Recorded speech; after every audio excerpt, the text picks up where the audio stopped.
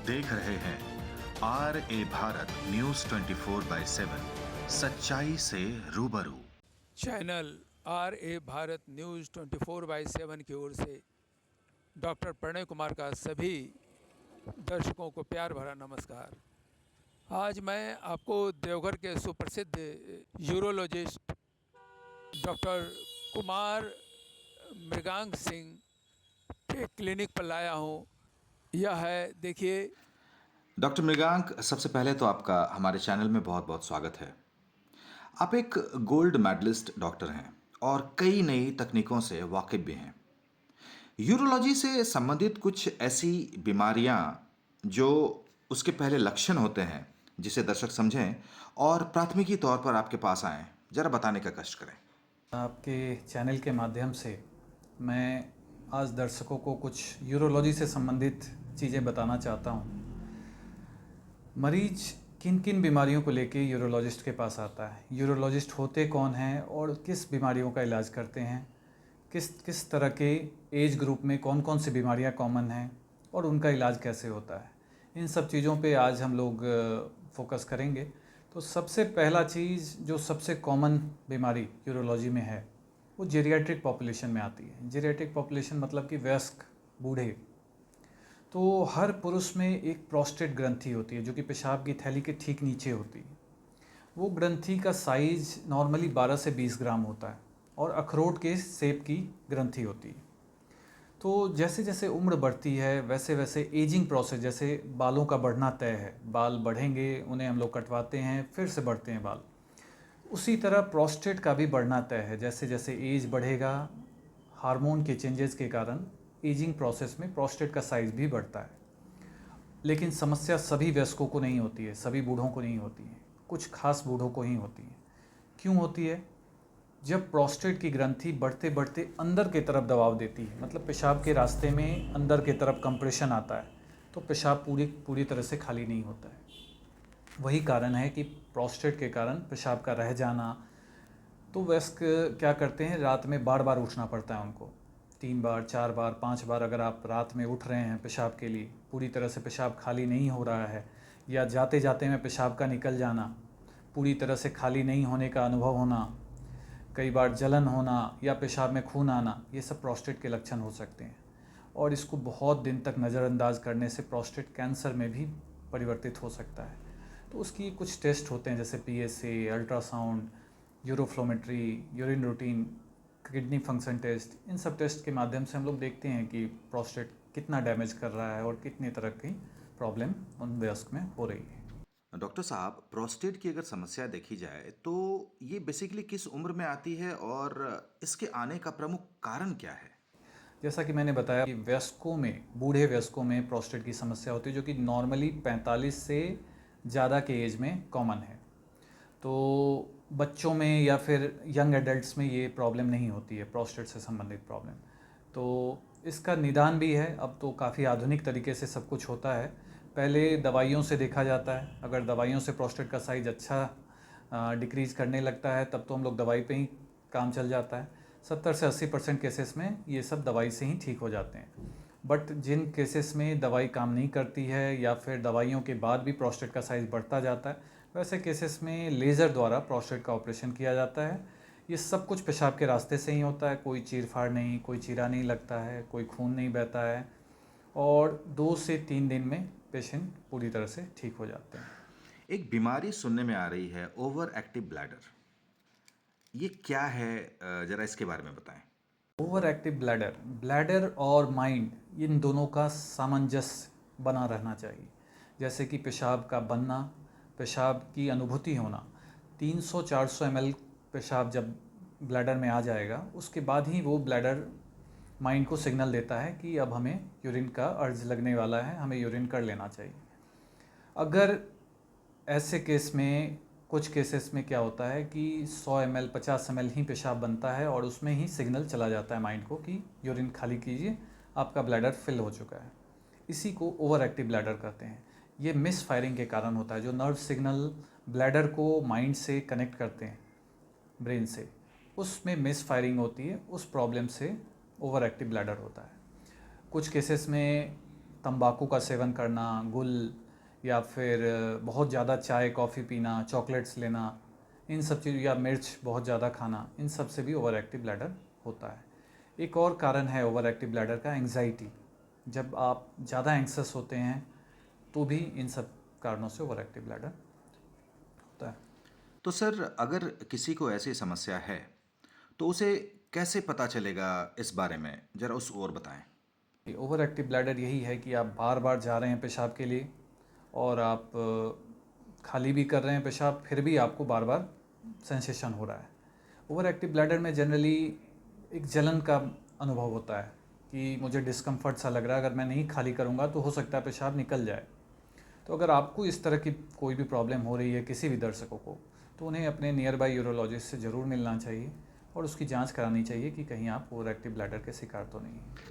Kidney में जब stone होता है तो उसका प्रमुख कारण क्या है स्टोन होने का, और इससे कैसे बचा जाए सर, जरा इसके बारे में बताएं। किडनी स्टोन जो है वो कई कारणों से होता है, जिसमें से एक प्रमुख कारण किडनी की एनाटमी में चेंजेस भी है। मान लीजिए कि जैसे आज ही हम लोग ओपीडी में एक पेशेंट को देख रहे थे, बच्चा था जिसमें किडनी नीचे ही रह गई, मतलब वो ग्रोथ करके अपने सही जगह पे नहीं पहुंच पाई, तो गलत जगह पे रहने के कारण वो घूम गई और माल रोटेटेड किडनी में पेशाब का जमा रहना शुरू हो गया, वो सूजन बढ़ने लग गई। तो एक तो एनाटमी, मतलब किडनी अपने सही पोजीशन पे है कि नहीं, रास्ते में किसी तरह की दिक्कत तो नहीं है, ये सब अगर ठीक है, ये सब में अगर कोई प्रॉब्लम है तो किडनी स्टोन बन सकता है। जैसे कि पीयूजे ऑब्स्ट्रक्शन, जैसे कि स्ट्रिक्चर का होना पेशाब के रास्ते में, या फिर किडनी का माल रोटेटेड होना, घुमा हुआ होना, ये सब कारण है एनाटमी के कारण। दूसरा कारण क्या है, खान पान। आजकल आप देखते हैं फास्ट फूड की तरफ लोगों का प्रचलन बहुत ज़्यादा हो रहा है। कोला ड्रिंक्स लेना, ज़्यादा सोडियम डाइट लेना, इन सब, और बहुत fatty diet like burger, pizza, ये सब चीज़ों का सेवन करना, इनसे भी स्टोन बनने की टेंडेंसी बहुत ज़्यादा बढ़ जाती है। बहुत ज़्यादा नॉनवेज खाना ऑक्जेलेट स्टोन्स को आकर्षित करता है, मतलब ऑक्जेलेट स्टोन्स बनने की चांसेस ज़्यादा रहते हैं। डॉक्टर साहब, अगर किसी मरीज को ऑपरेशन की ज़रूरत पड़े तो आपके पास क्या-क्या लेटेस्ट टेक्नोलॉजी है और किन-किन बीमारियों का इलाज हो पाना आपके पास संभव है? देखिए, this is a complete kidney care centre. यहाँ मैं डॉक्टर मृगांक सिंह, यूरोलॉजिस्ट, मैंने अपने एमसीएच की डिग्री पीजीआई रोहतक से ली है। इससे पूर्व मैंने एमएस किया है जनरल सर्जरी में, MBBS government medical college Mysore से किया है, तो fellowship in minimal access surgery from RML. तो मैं यूरोलॉजिस्ट हूँ और मेरे साथ डॉक्टर अभिनव कुमार हैं जो कि नेफ्रोलॉजिस्ट हैं। तो यूरोलॉजिस्ट एंड नेफ्रोलॉजिस्ट एक कंप्लीट किडनी केयर सेंटर है ये। यहाँ हर तरह के किडनी से रिलेटेड ऑपरेशन, ट्रांसप्लांट को छोड़ के हर तरह का ऑपरेशन किडनी से रिलेटेड होता है। Kidney, prostate, bladder, penis, testis, जो भी यूरोलॉजी से संबंधित ऑर्गन्स हैं उनका इलाज यहाँ पे किया जाता है। यहाँ लेज़र की सुविधा है, दो लेज़र मशीन है, holmium laser as well as thulium laser. ये दोनों सबसे आधुनिक मशीन है जो कि वर्ल्ड में फेमस सेंटर्स पे अवेलेबल हैं, और हम लोग उससे स्टोन को न केवल बिना चीर फाड़ के, बिना छेद किए, बिना चीरा लगाए हम कैसे उसे डस्टिंग करते हैं, एकदम छोटे से, मतलब पेशाब के रास्ते से, छोटा सा जो रास्ता होता है जहाँ से पेशाब होता है, उसी रास्ते से हमारी दूरबीन अंदर जाती है और उस स्टोन को डस्ट कर देती है। 2 से 3 दिन में पेशेंट की रिकवरी हो जाती है और तीसरे दिन पेशेंट की छुट्टी हो जाती है। डॉक्टर साहब, हमारे दर्शकों को थोड़ा एजुकेट करें कि ऐसा उन्हें क्या लक्षण ऐसा दिखता है जिससे कि देखने के बाद उन्हें अपने नज़दीकी यूरोलॉजिस्ट के पास जाना ही चाहिए, उसे इग्नोर नहीं करना चाहिए। बिल्कुल, जैसे कि पेशाब में जलन होना। अगर आप नॉर्मल एंटीबायोटिक्स वगैरह जो आपको आसपास के डॉक्टर्स रिकमेंड करते हैं या फिर आप मेडिकल दुकान से लेके खाते हैं, पहले तो मैं आपके माध्यम से ये ज़रूर कहूँगा कि आप कोई भी बीमारी हो, एक बार अपने नियर बाई डॉक्टर से ज़रूर मिलें। खुद से दवाई लेके दवाई दुकान से ना खाएं, क्योंकि ऐसा करने से कई बार एंटीबायोटिक से रेसिस्टेंस हो जाता है, बॉडी में डेवलप हो जाता है। हर छोटी चीज़ के लिए आजकल लोग एंटीबायोटिक लेने लग गए हैं। तो ऐसा ज़रूरी है कि आप अपने अच्छे डॉक्टर से, जो आपकी फैमिली डॉक्टर हैं, उनसे संपर्क में रहें, उनसे अपना इलाज कराएं। और अगर लक्षण कुछ बढ़ रहे हैं या यूरोलॉजी से संबंधित है तो यूरोलॉजिस्ट के पास आएँ। जैसे कि पेशाब में गंभीर जलन होना जो ठीक नहीं हो रहा है, पेशाब की धार पतली होना, आपको जोड़ लगाना पड़ रहा है पेशाब करने के लिए, खाली नहीं हो रहा है, या पेशाब में खून आना, या कमर में इस जगह पे दोनों तरफ दर्द होना, तो वो सब स्टोन के लक्षण हो सकते हैं। वयस्कों में प्रोस्टेट के लक्षण हो सकते हैं। ये सब चीज़ों का हमें तुरंत इलाज कराना चाहिए, तुरंत जांच करानी चाहिए। डॉक्टर साहब, आपके हॉस्पिटल में कुछ ऑपरेशंस ऐसे हुए हैं जिसका विजुअल आप हमारे दर्शकों के साथ में शेयर करना चाहें? बिल्कुल दिखाएंगे। आप अपने कैमरे को क्या स्क्रीन की तरफ थोड़ा फोकस कर सकते हैं? जैसे कि हम इस केस में देख रहे हैं, ये सब यहाँ के ऑपरेटेड पेशेंट्स हैं। इसमें देखिए ये थोलियम लेज़र है। इसमें आप देख रहे होंगे ये बड़ा सा स्टोन है जिसको थोलियम लेज़र से डस्टिंग किया जा रहा है। इसमें कोई छींटा या फिर कोई कण नहीं दिखेगा। इतनी बारीक कण होती है इसमें कि ये सब कुछ पेशाब के ज़रिए खींच लिया जाता है। तो ये आधुनिक तरीका है जिसमें कोई खून नहीं बहता है, कोई छेद नहीं करना पड़ता है, कोई चीरा नहीं लगता है। तो ये लेज़र है। और भी चीज़ें मैं दिखाऊंगा। एक बार प्रोस्टेट क्या होता है आपके दर्शकों को मैं एक बार दिखा देता हूँ। यही प्रोस्टेट ग्लैंड है। ये जो दो मांसपेशियाँ आप देख रहे हैं, मांस के टुकड़े जो कि दोनों पेशाब के रास्ते को दबा रहे हैं, इसे प्रोस्टेट ग्लैंड कहते हैं। और ये पेशाब की थैली है। तो पेशाब की थैली से जो पेशाब बाहर आता है तो इसी रास्ते से आता है। अब जब इस रास्ते में इस तरह से मांस बढ़े रहेंगे, प्रोस्टेट बढ़ा रहेगा, तो ये पेशाब को निकलने ही नहीं देगा। इसी का इलाज लेज़र द्वारा प्रोस्टेट का किया जाता है, दूरबीन द्वारा, TURP जिसे कहते हैं, या होलिप कहते हैं, होल्मियम लेज़र सर्जरी। एक और चीज़, कैंसर का भी इलाज यहाँ होता है। कैंसर के पेशेंट्स जिसमें ग्रोथ बहुत ज़्यादा बढ़ जाता है और वहाँ से ब्लीडिंग शुरू हो जाती है, उसका भी इलाज हम लोग यहाँ पे करते हैं।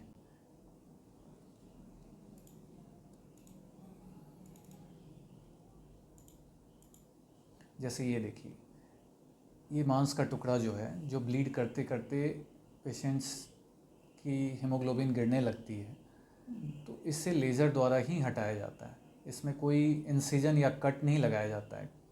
तो सब कुछ लेज़र द्वारा इसको हटा दिया जाता है।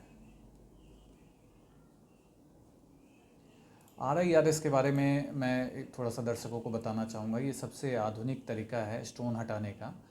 इसमें क्या होता है कि पेशाब के रास्ते एक दूरबीन अंदर जाती है और इस तरह से स्टोन को वहीं पे किडनी के अंदर ही उसे चूड़ा चूड़ा कर दिया जाता है, पाउडर कर दिया जाता है, और बाद में सक्शन मशीन द्वारा उसे खींच लिया जाता है। ये सब फैसिलिटी पहले देवघर में अवेलेबल नहीं थी। इसके लिए लोगों को वेल्लोर जाना पड़ता था या बड़े बड़े सेंटर्स पे जाना पड़ता था। बट अब पिछले विगत 2 सालों में हमने कई सारी लेज़र सर्जरीज की है और किसी भी पेशेंट को देवघर से बाहर कम से कम यूरोलॉजी से संबंधित कोई प्रॉब्लम के लिए नहीं जाना पड़ेगा। ये सक्शन मशीन है जिससे हम लोग उस स्टोन को डस्टिंग करने के बाद वापस से खींच रहे हैं, मतलब सक्शन करके हटा रहे हैं। तो अगर स्टोन को छोड़ दिया जाए लंबे समय तक, तब क्या होता है? तो आप ये देख रहे होंगे कि ये किडनी का जो पाइप है ना, बहुत लंबे समय तक स्टोन अगर पड़ा रहे, लोग कहते हैं ना आयुर्वेदिक इलाज क्यों नहीं करा ले, होम्योपैथिक इलाज क्यों नहीं करा ले। दोनों पद्धतियाँ बहुत अच्छी हैं और उनसे भी फ़ायदा बहुत मिलता है। बट आपको अपना जांच करके देखते रहना होगा कि वो स्टोन आपकी किडनी को डैमेज तो नहीं कर रहा है, रास्ते को ख़राब तो नहीं कर रहा है। जैसे कि इस केस में देख रहे हैं आप, स्ट्रक्चर बन गया। ये लंबे समय तक स्टोन बन के रहने के कारण होता है। तो इसको ठीक कराना ज़रूरी है। मान लीजिए कि इतना बड़ा स्टोन है, आप उसको छोड़े हुए हैं और आयुर्वेदिक या होम्योपैथिक या फिर यूनानी जापानी जो भी इलाज आप चाह रहे हैं उसमें आप जा रहे हैं और आप ध्यान से इस पर अल्ट्रासाउंड या फिर बाकी माध्यम से नहीं देख रहे हैं, तो ये स्टोन क्या करेगा? वो पस में तब्दील हो जाएगा। वो सारे जैसे ही हमने इस स्टोन को हटाया, देखिए कितना पस निकल रहा है किडनी से। तो ये सब इलाज सही समय पे होना चाहिए, नहीं तो लोग अपनी किडनी खो देते हैं। हम लोग अक्सर ऐसा देखते हैं कि अगर सही समय पे इलाज नहीं हो तो किडनी डैमेज हो जाती है। डॉक्टर साहब, हमारे व्यूवर्स को कुछ सावधानियां बताएं जिससे कि ऐसी समस्याओं का उन्हें सामना ना करना पड़े और ऐसी बीमारियों से वो बच पाएं। सबसे पहला चीज़, पानी का मात्रा अपना ठीक करें। वयस्कों में, मतलब बूढ़े लोगों में थोड़े पानी की मात्रा कम होनी चाहिए। यंग एडल्ट्स में पानी कम से कम 7 से 8 गिलास प्रतिदिन पीना चाहिए।